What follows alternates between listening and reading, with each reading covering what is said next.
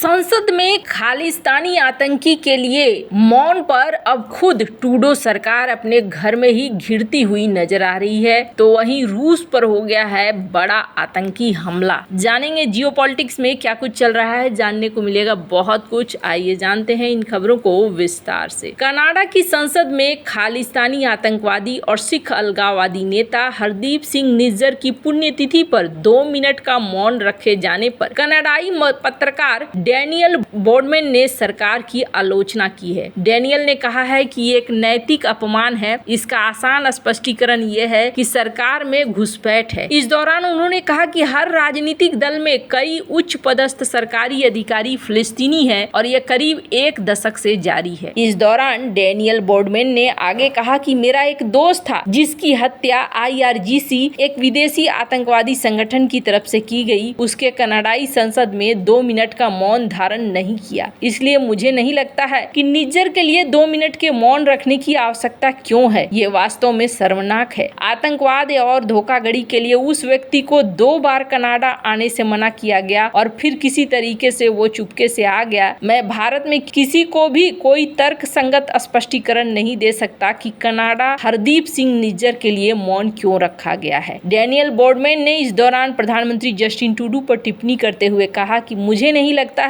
कि ट्रूडो को गलत काम करने के लिए किसी कारण की जरूरत है। ये इस समय एक तरह की नैतिक मजबूरी है। हमास ने उनकी प्रशंसा की है और वो चर्चों को जलाए जाने का समर्थन कर रहे हैं। ये उनकी भयावह नैतिकता विफलताओं का एक संगम है। कनाडाई पत्रकार ने आगे कहा कि हमारे देश में बहुत से पागल गुरुद्वारे हैं जिसमें खालिस्तानियों ने घुसपैठ की है। ट्रूडो सरकार पर टिप्पणी करते हुए डैनियल बोर्डमैन ने कहा कि इस समय छात्र वीजा सबसे बड़ा संकट है जो अभी भी जारी किए जा रहे हैं और ये लोग बिना जांच के आ रहे थे और खालिस्तानी गुरुद्वारों में घुस रहे थे। मैंने बहुत से सिखों को इस बारे में बातें करते हुए सुना है। कनाडाई लोग इससे थकने लगे हैं और खालिस्तानियों को हमारी सड़कों पर घूमने वाले समूहों में शामिल कर दिया गया है जो सब कुछ को बदतर बना रहा है। फिलहाल औसत कनाडाई के बीच जागरूकता बढ़ रही है। डैनियल बोर्डमैन ने कहा कि भारत पहले से बेहतर कर रहा है। इसमें सबसे अच्छी चीज में से एक है कि उन्होंने अब खालिस्तानियों के OCI कार्ड को रद्द करना शुरू कर दिया है। इस पर किसी तरह के रोकथाम की जरूरत है। अपराधियों को जेल जाना चाहिए। अगर आप बुरे काम करते हैं तो आपके साथ भी बुरा होगा। इसलिए कार्रवाई के कारण अब खालिस्तानियों की सड़कों पर मौजूदगी कम होने लगी है। दरअसल कनाडा की संसद में खालिस्तानी आतंकवादी और सिख अलगाववादी नेता हरदीप सिंह निज्जर की पुण्यतिथि पर मौन रखा गया था। भारत ने कनाडाई संसद की इस कदम की कड़ी आलोचना की थी। आपको बता दें, भारत ने कनाडा को 40 वांछित आतंकियों की लिस्ट सौंपी थी। उसमें निज्जर का भी नाम था, जिसकी बीते साल 18 जून को कनाडा के ब्रिटिश कोलंबिया के एक गुरुद्वारे के बाहर गोली मारकर हत्या कर दी गई थी। कनाडा की सरकार ने निज्जर की हत्या का आरोप भारत पर लगाया। हालांकि भारत सरकार ने कनाडा के आरोपों को खारिज कर दिया था। खैर, जहां एक तरफ ये सब कुछ हो रहा है तो वहीं दूसरी तरफ रूस के दागिस्तान प्रांत में एक बड़ा हमला हुआ है। दागिस्तान के आंतरिक मामलों के एक मंत्रालय की प्रमुख ज्ञान गेरिवा के अनुसार हमलावरों ने रूस के दागिस्तान के डरबेंट में एक आराधनालय और एक चर्च पर ऑटोमेटिक हथियारों से गोलीबारी करी। इससे आराधनालय में आग लग गई। बड़ी बड़ी लपटें उठ रही है और इमारत की कम से कम 1 मंजिल पर खिड़कियों से भारी मात्रा में धुआं निकल रहा है। दागिस्तान के आंतरिक मामलों के मंत्रालय के ड्यूटी अधिकारी के रिपोर्ट के अनुसार संकेत मिलता है कि हमले में कई पुलिस अधिकारी और एक पादरी भी मारे गए। गयान गेरियोव ने कहा कि दागिस्तान के आंतरिक मामलों के मंत्रालय के ड्यूटी विभाग से मिली जानकारी के अनुसार डरबेंट में शाम 6 बजे अज्ञात व्यक्तियों ने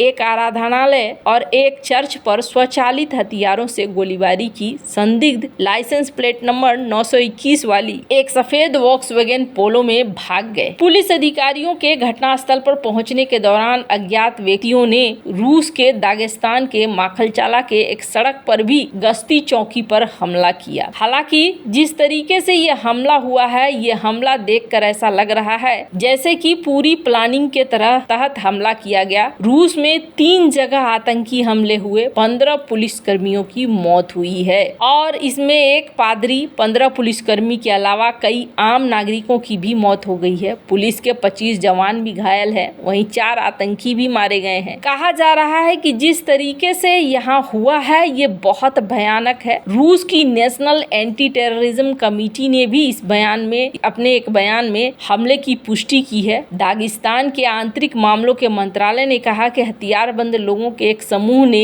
एक सिनेगोग और एक चर्च पर गोलीबारी की है। इसमें 4 आतंकियों को मार गिराया गया, कुछ भाग गए जिनकी तलाश की जा रही है। ये जो इलाका है स्क्रीन पर आप देख रहे हैं, ये जो मैप है यही असल में वो इलाका है जहां पर ये हमले किए गए हैं। अल जजीरा के न्यूज के अनुसार डरबेंट स्थित सिनेगोग और चर्च में आतंकी हमले के कारण आग लग गई। इसका वीडियो भी सोशल मीडिया पर सामने आया है। अटैक के बाद हमलावरों को एक कार में भागते देखा गया। आतंकियों ने दूसरे यहूदी मंदिरों पर भी गोलियां चलाई है। उस समय वहां कोई नहीं था जिसके कारण लोगों की जान बच गई है। कहा जा रहा है कि हमलावर एक अंतर्राष्ट्रीय आतंकवादी संगठन के सदस्य थे। फिलहाल किसी आतंकी संगठन ने इस हमले की जिम्मेदारी भी नहीं ली है और दागिस्तान के हमले के पीछे यूक्रेन और नाटो देशों को जिम्मेदार ठहराया जा रहा है। दागिस्तान के नेता अब्दुल्लाखिम गर्डिजेव ने टेलीग्राम पर लिखा कि इसमें कोई शक नहीं है कि ये आतंकी हमले किसी न किसी तरीके से यूक्रेन और नाटो देशों की खुफिया सेवाओं से जुड़े हैं। रूस में आतंकी हमले को लेकर यूक्रेन की तरफ से कोई बयान नहीं आया है। पड़ोसी देश चेचन्या के राष्ट्रपति रमजान कादिरोव ने कहा है कि जो कुछ हुआ है वो उकसावे और बयानों के बीच कलह पैदा करने का प्रयास सा लगता है। रूस के दागिस्तान में हुआ अटैक इस साल का दूसरा बड़ा आतंकी हमला है। इससे पहले मार्च में आतंकी हमला हुआ जिसमें 143 लोगों की मौत हो गई और हमले की जिम्मेदारी ISIS ने ली थी। हालांकि रूस ने इसे यूक्रेन की मिलीभगत होने का आरोप लगाया था। पुतिन ने 18 मार्च को 5वीं बार रूस के राष्ट्रपति बने थे। हमला उनके 5 दिन बाद हुआ। BBC ने अपनी रिपोर्ट्स में कहा कि हमला ISIS के खुरासान विंग यानी कि ISIS-K ने किया। ISIS-K का नाम उत्तर पूर्वी ईरान, दक्षिणी तुर्कमेनिस्तान, उत्तरी अफगानिस्तान में आने वाले क्षेत्र के नाम पर रखा गया है। ये संगठन सबसे पहले 2014 में पूर्वी अफगानिस्तान में एक्टिव हुआ। तब रूस के उग्रवादी समूह के कई लड़ाके इसमें शामिल होने सीरिया पहुंचे। ये पुतिन और उनके प्रोपेगेंडा का विरोध करते हैं। इनका कहना है कि पुतिन की सरकार चेचन्या और सीरिया में हमले कर मुसलमानों पर अत्याचार करती है। अफगानिस्तान ने मुसलमानों पर इस तरह के अत्याचार रूस के सोवियत काल के दौरान किए गए थे और इसी चीज को एक बहाना बनाकर कहा जा रहा है। हालांकि इससे पहले रूस की राजधानी मॉस्को के क्रोकस सिटी हॉल में भी आतंकी हमला हुआ। मरने वालों की संख्या करीब 143 हो गई। अब जिस तरीके से